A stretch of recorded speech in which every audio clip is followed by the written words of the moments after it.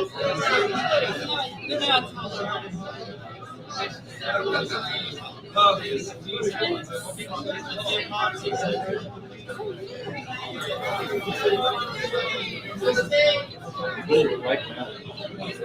an exotic alternative.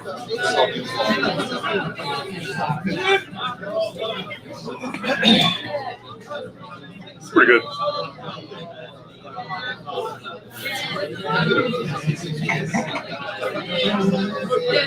Hello, peoples.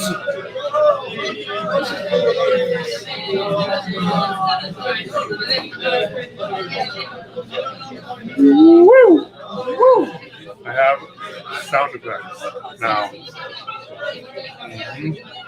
Yes, I do.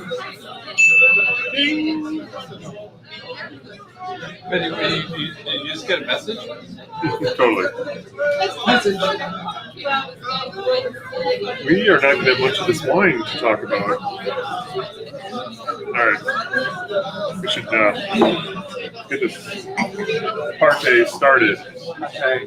Because we have millions of viewers already. Oh, lots of people. So many people. Welcome, everybody. 46th episode of the Barriques Coffee, Wine, and Treats show. I'm sure, like all of you out there, were thinking, oh my God, it's almost been a year. And that's pretty crazy. That's crazy. We're going to definitely make 52 episodes. I think I have this sneaking suspicion it's going to be more than 52. I think it's going to be more than 52, unfortunately, also. It's definitely going to be more than 52. We have a fun show for you tonight. We have two different guests coming on with us. One of whom we kind of, I don't want to say we forgot about her, but we had early technical difficulties back in early CWT days. Yeah, for those of you who remember when we used to hold the phone up so you could hear it on the mic. Good times. I mean, there was no technology to be had at that point. Everyone was scrambling for it. But Abby from Doundrins is going to be with us. Nick Bland from the Schloss Gobelsberg Austrian wine tasting that we're going to be doing in a couple weeks is going to be here with us. And then we, of course, have your various assortment of other fun things to talk about, including the first thing of the night, which is, I don't know, we need to find out the real story behind The name. the Duxoup Dolcetto. Oh, Duxoup. And not like DUCKSSOUP, it's DUXOUP. I think it's Duxoup. You think it's Yeah, Duxoup? I'm almost. 100% sure? Yeah. That's good. At least we know how to pronounce the name of the wine that we're featuring today. So Dolcetto, as some of you may or may not know, is a wine that is not often associated with California. Duxoup is from just outside, or in Sonoma, basically, in the Dry Creek Valley. What can you tell us about the two folks that founded Duxoup? It's a husband and wife team. They are definitely in their later years, but they still love their passion of making wines and aging them appropriately before they actually release them. They do non-traditional varietals like Gamay, Syrah. They're not traditional Cab, Pinot Noir, Chardonnay, or Zinfandel that you normally see out of Sonoma. And they are basically all hands-on production. Husband and wife team making wines together. Yeah, they're not exactly like spring chickens either. No, they are not. I mean, if you ever moved a barrel of wine, you know what those things weigh. I mean, it's. I know. When you said that basically they are effectively the only two employees. Yeah. That's They bring a little bit of help here and there, with picking season and stuff. But beyond that, they do it all. Yeah, I mean, they have to be in their late 70s. Yeah. Wouldn't you say something like that? That's If they're watching. If you're watching, hopefully we're right. Yeah, that's I probably shouldn't guess ages, should I? No guessing ages. We don't even know how to pronounce spring chickens. Spring chickens. Spring ducks. And the Dolcetto's pretty interesting. And yes. It's different than I'm not typically a Dolcetto fan. Maybe I've not had Dolcettos great dolcettos. But we've had dolcettos in the store in the past. This is very different. Oh yeah, this is much different than what you'd see from like the Piedmont region. It's not as high of the acid. It's really kind of a nice light-bodied style. It's very, very smooth. I mean, it's super smooth. You got great fruit all the way through. Yeah, 100%. Yeah. We were remarking that at its regular retail price, which normally would sit on the shelf at about $21.99 is what we would typically sell it for. I wouldn't be unhappy. It would just be there were other $20+ bottles of wine that I probably would enjoy more. Yeah. It's interesting because it's Dolcetto from California, but for $21.99 and unique. And it's certainly unique. And the story with these two folks is pretty cool. But at 15, the deal price that we sent out today to our email crew and which we're going to talk to you about today is $15.99. And at that price, I mean, it's a complete no-brainer. It's a very smooth style. For sure. Some Dolcettos can be so bright and so acid driven that they really kind of demand food. With this one, you can drink it all night. It's very smooth. Mm-hmm. Enjoyable. Good fruit. You had a bunch of food pairing thoughts on this guy. It's easy. Yeah. Actually, this thing is easy to pair food with. Yeah. It's pretty versatile. Any pasta, lasagna. You had some sort of mushroom something or other? Mushroom galette. Pairing a French dish with an Italian wine. What is a galette? Isn't that some sort of bread something or other? Yeah, it's like a folded over puff pastry with. Okay. Yeah. They're delicious though. Are they? With a wild mushroom. Yeah. Dolcetto's great. Who out there is throwing down a galette? Who's made a galette in the last 10 months? I know Aaron does. Oh Jesus. We have a mushroom or a tomato galette. It's great. Wow. There are no. I don't think my wife is probably out there right now, but I would be willing to bet that she's going to concur that there's no galette making at the Wygant household. So the Duxoup, Duxoup, Dolcetto. From California, $15.99 out there on the barriquesmarket.com website. Everything that we talk about tonight, including this wine, is out and available for sale. Go to barriquesmarket.com under events, CWT Live for the Coffee, Wine, and Treat Show, which you're watching right now. And if you look at the February 17th show section, you will find the Dolcetto and everything else that we are going to talk about, including the Doundrins Coffee Liqueur. I'm going to get some ice. You're going to go get some ice. While you're getting some ice, we'll listen to some music.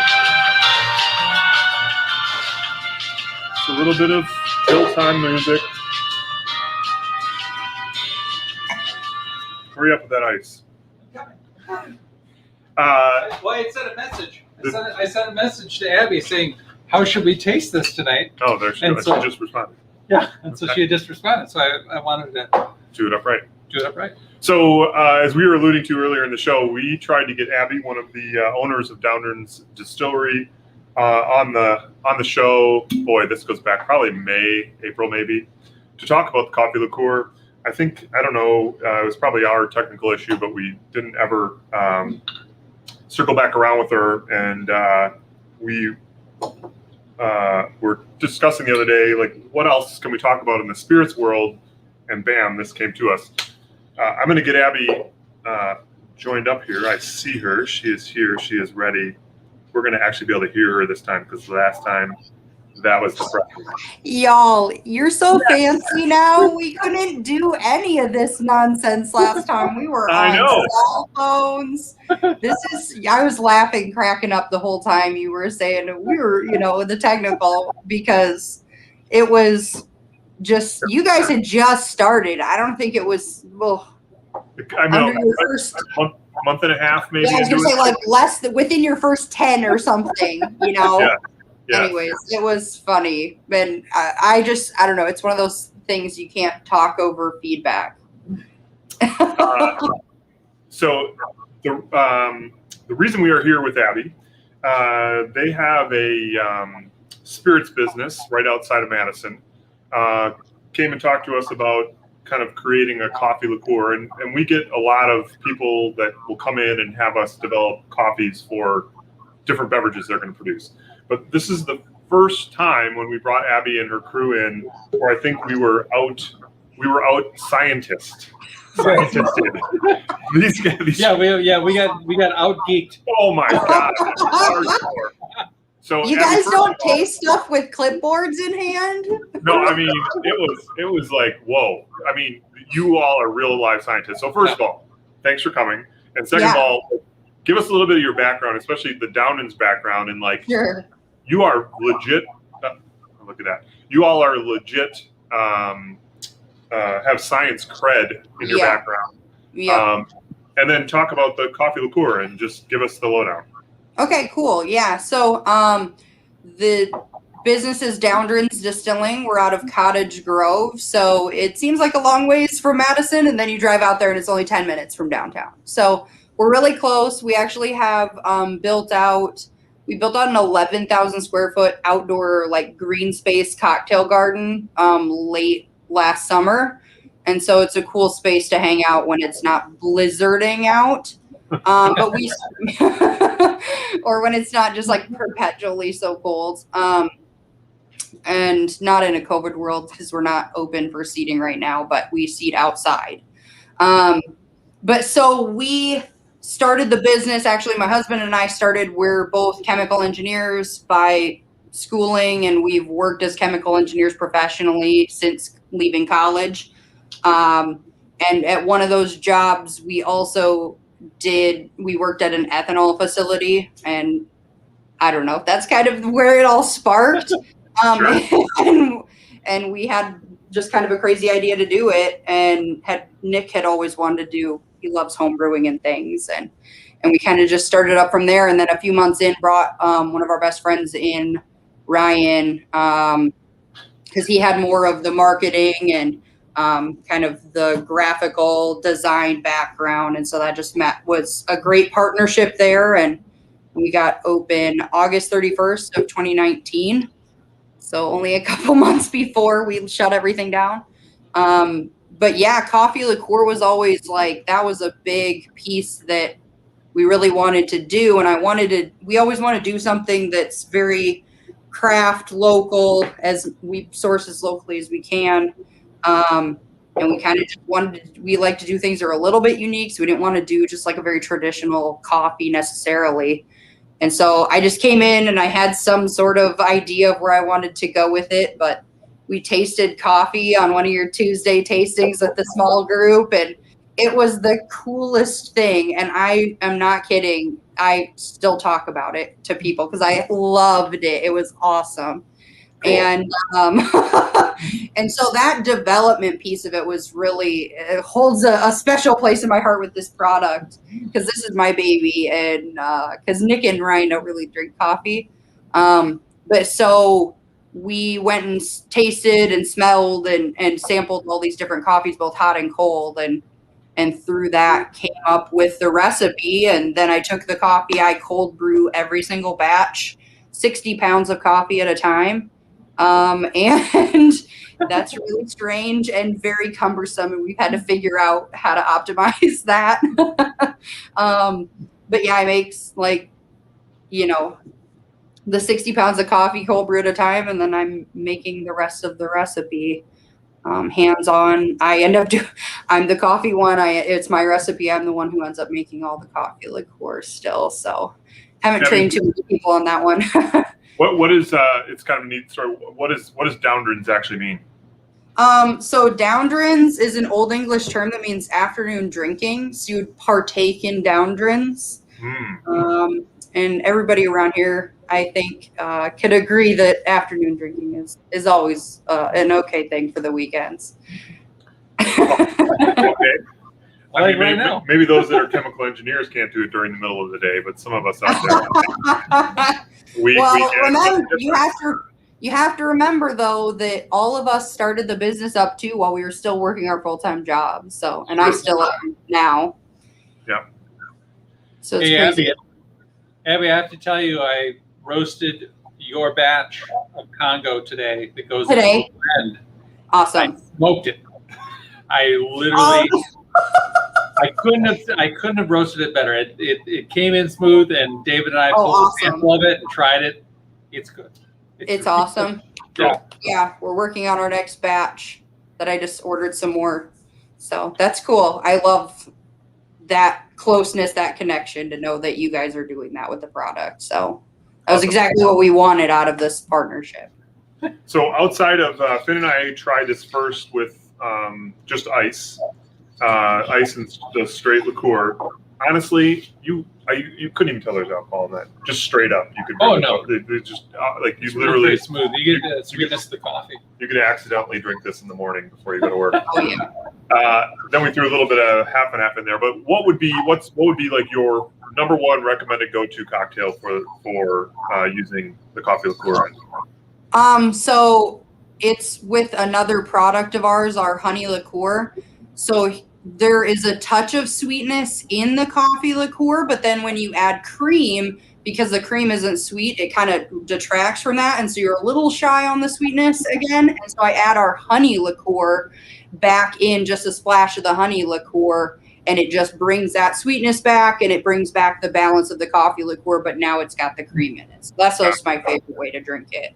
Gotcha. And that honey liqueur, I believe you brought us some when we were tasting the coffee. We got a chance to try that, and that's awesome. Yeah. Yeah. Cool. Well, Abby, we will definitely have you back out to the roastery some Tuesday. We'd love to. Yes. I'd love to host you. And we, once this all gets over with, we're going to come and visit you and Yes, you guys for sure. out Couch Grove. So we appreciate the partnership with you. It's a great product. Yeah. And I hope you guys are hanging in there. Yeah, you as well. You as well. Cool. Well, I'm glad we could hear you. You could hear us. Yes. We've come a long way. It's a technology miracle. All right, Abby. Have a great evening. Yes, you as well. Thank you so much for having me again. You bet. Bye-bye. Bye. Okay. Doundrins Distillery Coffee Liqueur is out there and available for sale on the BarriquesMarket.com website. Fitchburg, Middleton, Monroe Street have it on their shelves. There's a small discount on this stuff, but it's a local, super well-made product with a bunch of local ingredients, including our coffee. So I figured hopefully that'll sell itself. It's really fairly inexpensive at $27 for a nice 750 milliliter bottle. I mean, a little goes a very long way. Yeah. It's a great after dinner drink. It really is. I mean, like seriously, just straight up on ice, you literally could barely tell that it's 45 proof. Yeah. Pretty cool stuff. Okay, so is it going to keep us? Is it going to keep me awake? Wow. No, there isn't that much coffee. Okay, good. I mean, flavorful coffee, but not. I'll balance it out with the downers that we're going to drink for the rest of the evening. Most of you out there, I believe, are quite aware that we have been doing virtual tastings, these wine, beer, and spirits tastings that we put packs together, sell them to folks like yourselves. You bring them home. We get everybody together on typically a Friday night at 7 o'clock, and we did bring different people in who represent the products that we're trying. Could be the owner, could be the winemaker, could be the sales rep. All shapes and sizes of the importer, you name it. And globally. We've had people from literally all over the world and are going to add to some of those countries that we're going to talk about today. Yeah, we're going to start ticking off countries that we haven't done yet, like parts of the world, get down to New Zealand, etc. They're a lot of fun. I would strongly recommend, if you have not participated, to try them. I know you might get sort of zoomed out in maybe your day job. This is fun zooming. This is the antithesis of boring Zoom land. And we have been doing our best to make them more and more affordable, so that you can dip your toe in without spending a whole lot of money, but you will quickly find out that they are well worth the price. The tasting that we have coming up this Friday is kind of a special one. It's one with the Prisoner Wine Company. We have their winemaker coming, and it is 7 o'clock this Friday. Yep. It should be great. It's we got actually a bunch of the three bottles that are going to be in the tasting. Of course, the Prisoner a Chardonnay and a Cabernet of theirs, those two of which are first time in the market. Newer. Newer. They're 375s, so half bottles, and it's $94. There's still an opportunity to get that. We have a really nice size group for that tasting. Yeah. So that should be. It'll be a full screen. It'll be a full screen for sure. Then we've got next week on Thursday, we're doing another edition of the Barriques Virtual Trivia and Wine, and these are hilarious. You definitely get a chance to see how bad at trivia Matt and Finn are. And I think I lost hands down the last time. So we pair up wines with each of the rounds of trivia. We talk a little bit about the wine in between, or the wine in between the rounds. We have somebody who has legit been doing trivia with big groups of people for basically the last decade, Martin Lee. It's really well done, and we structure it so that it's $21.99 for the tasting pack. It includes 2 bottles, and you can add on additional bottles if you like, but two's great. So it's pretty inexpensive. It's super great entertainment for $21.99. Yeah, that's a lot of fun. It's super great. So that's more on the fun side. That's next Thursday, the 25th. And then on the 26th, we've got Nick Bland here with us. I'm going to bring him on in just a quick second to talk to us a little bit about some wine from Austria, of which you've got one of them. Yep. Oh, you need more. But I'm going to grab Nick. And he's going to tell us a little bit about why you should come join us for the Schloss Gobelsberg Austrian wine tasting. Let's see. Here we go. There he is. Technology is a beautiful thing. Oh, yeah, I'm here. Awesome. Okay.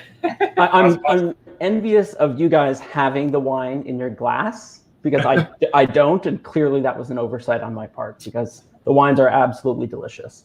Live shows aren't so fun when you're not drinking, is what we found out. So Same with Zooming, yeah, right. All right, Nick. We don't.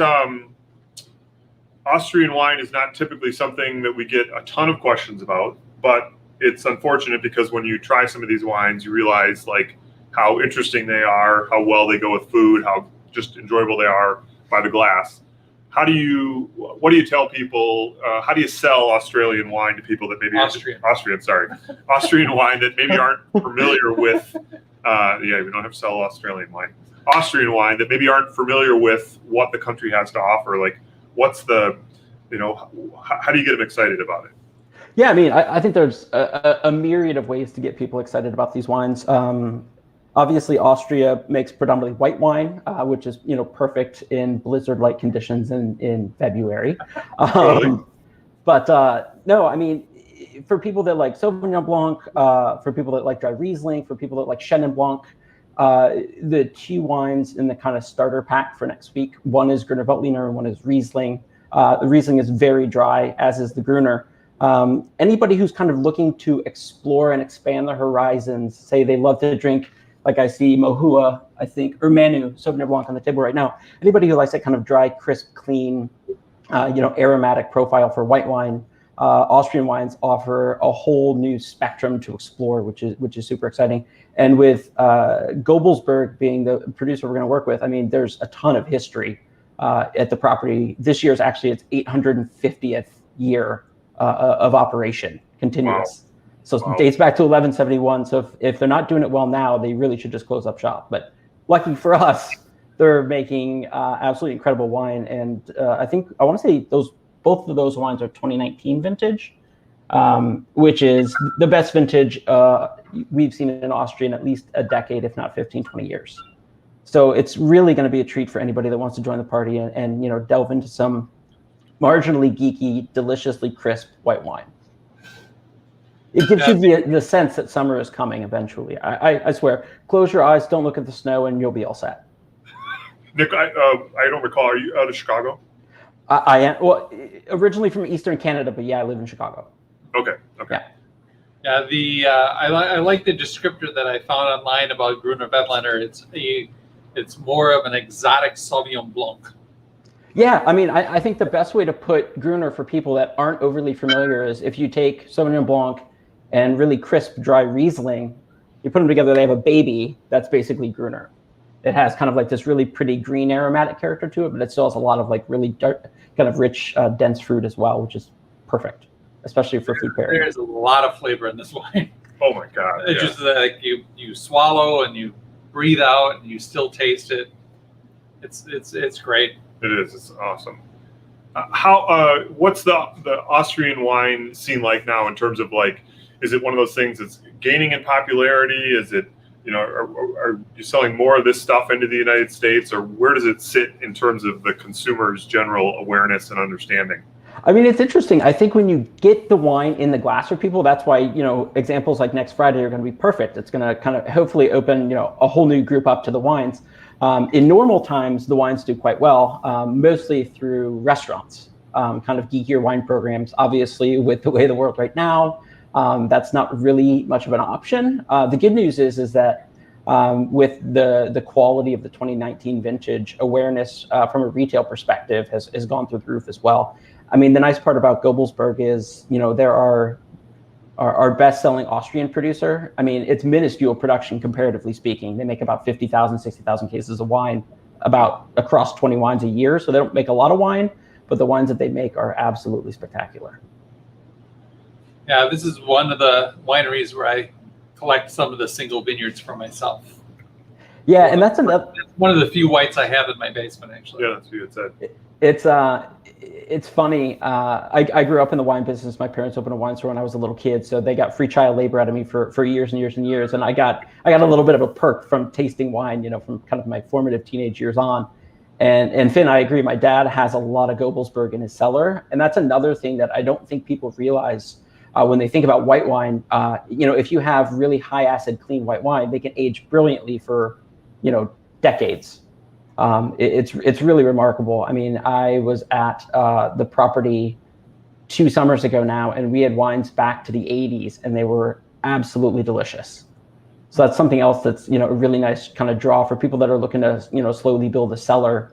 Wines like this that are super affordable and have the ageability, which is fantastic.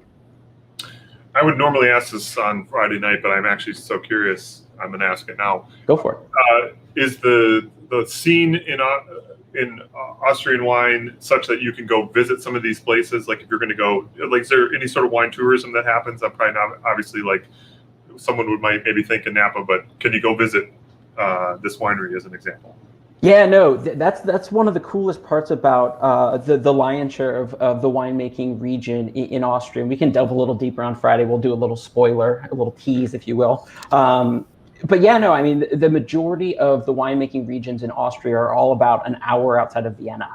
And you can kind of go in any direction. You go northwest, northeast, southeast. You can go kind of further east towards the border with Hungary. And you're within 90 minutes of Vienna, basically at any point. So it makes it super convenient if you do find yourself in that part of the world. And the vineyard sites here are some of the most scenic and picturesque you'll ever see. And no offense to Napa and Howell Mountain and things like that, but these are different animals altogether. For sure, cool. Well, we are looking very forward to it, Nick. Thanks for joining us tonight. Of course. This will be a really cool, eye-opening experience. And I do like the white. We have a little rosé. It's going to be the first rosé that we've had in 2020. And 2019. 2019 rosé, yep. And the first one of 2020 for us. I'm pretty fired up. It will, at least, if nothing else, taste like spring. It's got to be around the corner. One other thing, the dark horse wine in the whole group is, if you guys get the extended pack, is the Zweigelt, the red. Because if you're a Pinot Noir or Gamay drinker, that is going to be right in your wheelhouse, because that wine is absolutely delicious too. Cool. Well, we're looking forward to it. We'll see you a week from Friday. Thanks very much. We really appreciate you coming in and talking to us. No problem. Have a great night, guys. Thanks. All right, yeah, you thanks. too. Bye. Cheers. Woo! Woo! Fun. There it is. Woo! Woo! I do want to. I'm looking forward to that. Zweigelt. For no other reason other than the name. Zweigelt. Zweigelt. By the time I get to the fourth wine, I'm going to be Zweigelting left and right. So that is Friday, February 26th, the last tasting of February 2021.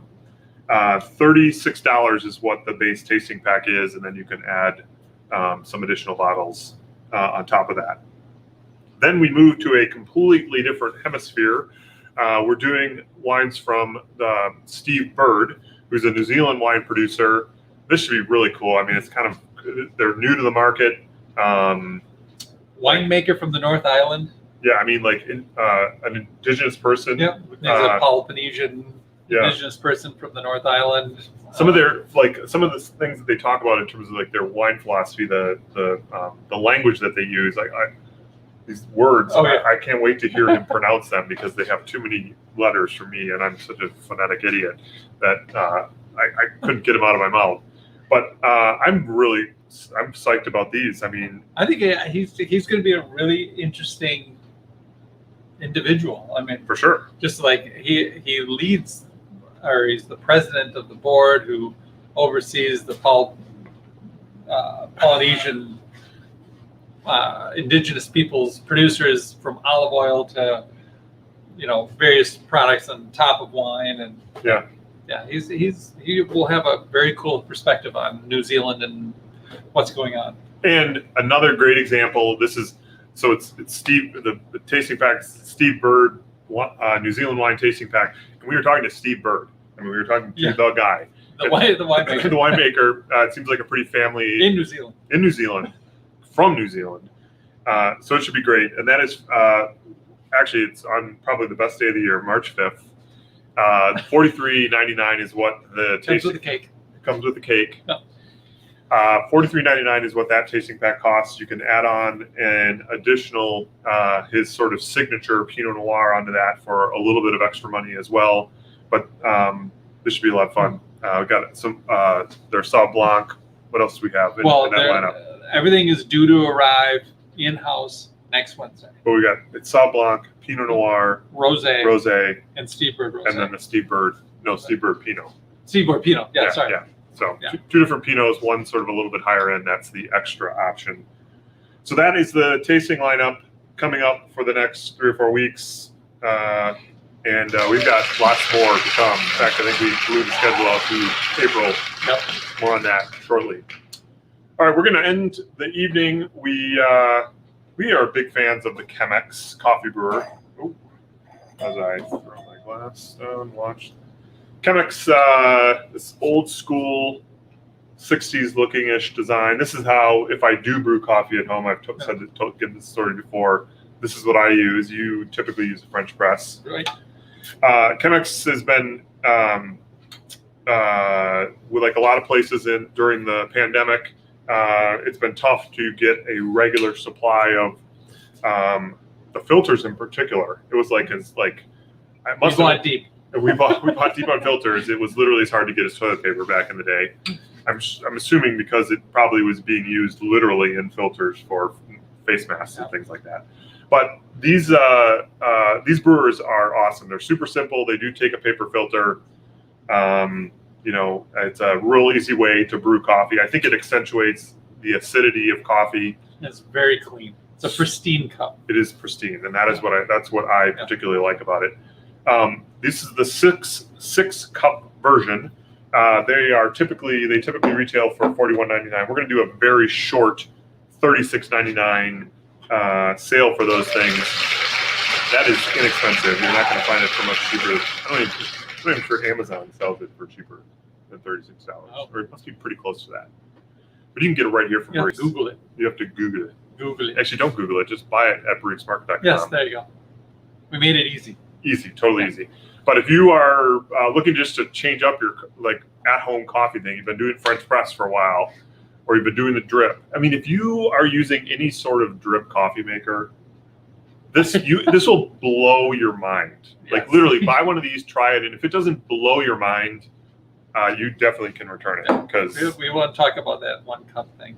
Well, or not even the 1 cup, but just even like a standard Cuisinart brewer, which is fine. You need those things every once in a while, but this coffee. This excels. Yes, that's fine. If you're using our coffee, that gets you there, but that is the best way to brew coffee. Yeah, in my personal you really want to see the differences in coffee and things like that. 100%. I don't think I don't know if it would make Folgers taste better. Maybe we should try. Oh, we should. We should do a little bit of taste testing. Yeah, we should do some historical. What is that, butternut? I think my parents had butternut. Oh God! Yeah, in one of those cans. You had to can. In the 1 gallon can. Yeah. Awesome. All All right, folks, that's the show for tonight. We will be here next week, Wednesday. Not, unfortunately, in the same place, but I will be here in Madison. Finn will be elsewhere. He will be joining, piping him into the interwebs for episode 47 of the Barriques Coffee, Wine, and Treat Show. Thank you very much for joining us. If there's anything that you want to see, for those of you out there that like tune in regularly or that watch this after the fact, let us know. We've got some pretty cool ideas for the next month or two, but we're always looking for suggestions. If there's either a producer or someone you'd like to see maybe on the show, hit us up at either Matt or Finn at barriquesmarket.com, and we will try to make it happen. Stay warm. It's going to be a little easier now than it was last week. I had no gloves today. No gloves? Yeah, I brought gloves with me, but I never put them on. Look, Mom, no gloves. Yeah. That's good. Have a great week, and we will see you all next week, Wednesday, for episode 47. Cheers. Good day.